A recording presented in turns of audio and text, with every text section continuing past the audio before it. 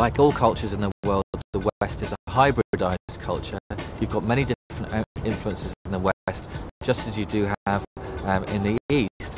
And it seems to me very problematic to claim that the West is one thing necessarily, and that the East is one thing. The term West has many different meanings, used in several different senses.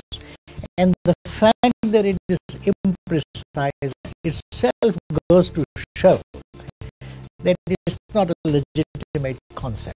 The claim made by people in the West that Westernization is a bad thing is quite often contradicted in the developing world itself. You tend to find those people whose governments are repressing them, those people with significant human rights questions, tend to be big supporters of Western values.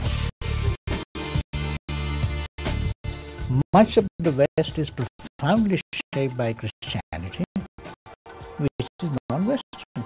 In many parts of the world, there's been something of a backlash against the Americanization of world culture.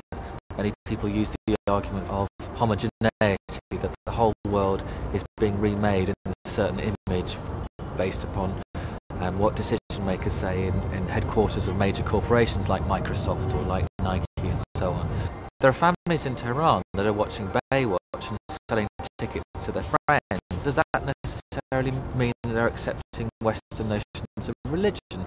Probably not. In some circles, Westernization is equated with modernization, which I think is a mistake.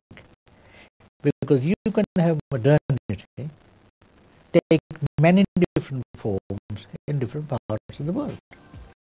For example, look at Japan. Fully modernized, so it has got the science and technology of the West, but it doesn't have the Western view of the individual, doesn't have the Western view of sexual relationships, doesn't have the Western emphasis on choice, and so on. The history of the West for the last 150 years is a history of genocide in many parts of the world. What have we done with the indigenous people in the United States? Completely wiped out.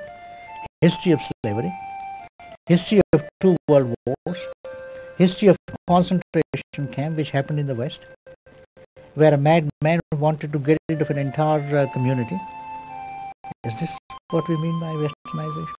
At times, the notion of age and values was used in order to try and stop opposition movements from wanting democracy, in order to put people who had different kinds of sexual preferences, to put them in prison, and so on. So you had a kind of manipulation of that whole Asian values discourse in order to suppress fundamental freedoms of many peoples in those societies. Some values in the West I have no time for. Self-righteousness, arrogance, or a kind of naked individualism which is so competitive and leads to enormous amount of loneliness and alienation and suffering.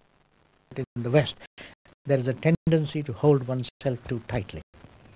In the East, there is the opposite tendency to hold oneself too loosely, so that one is not sure where the man stands. We do want to make sure that we hang on to important Western values of equality, of toleration, of abolishing slavery, of trying to make sure that all the world's population have access to fundamental resources that give them dignity and give them a quality of life within which they can actually flourish. And if I were to be asked, what values do I have in mind, I would say, less aggressive attitude to life, more ecological consciousness, concern for the elderly, concern for the weak, a certain attitude to piety, to the forces of nature. So just as one would talk about Westernization, one would also talk about Easternization of the West. And when that happens, that East learns from the West, West learns from the East, then we begin to create a truly universal civilization. When people talk about Western civilization, it's a big issue, but Mahatma Gandhi had an interesting remark. When he visited England in 1931, he was asked, "What do you think of Western civilization?" And he said, "It would be a very good idea